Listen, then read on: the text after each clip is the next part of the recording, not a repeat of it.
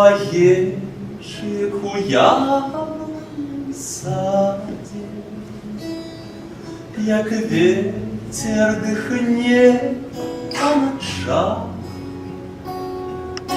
яблыки частым градом со стуком летят на дах.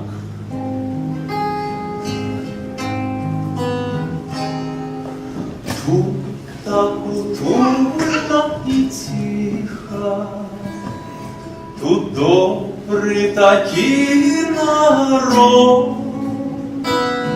якби сам засталася лиха за шумами гэтых ворот.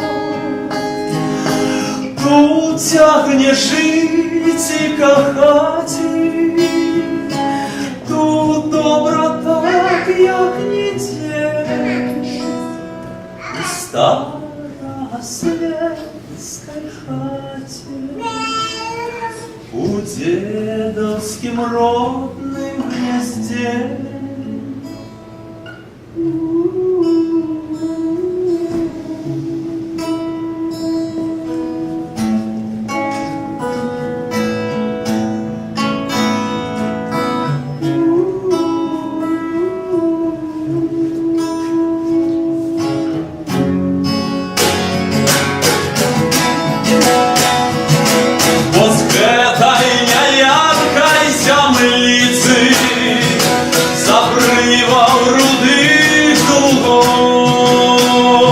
Спалёў ночной росяницы, на шторанью свет пайшоў.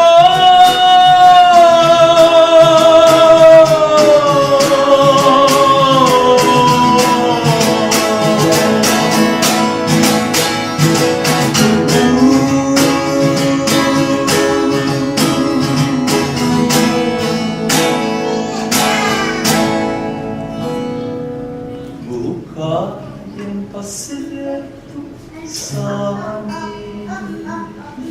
часом вяртаючись в сад, каб слухаць, як ночамі яблыкі ў дах стучаць, каб слухаць, як ночамі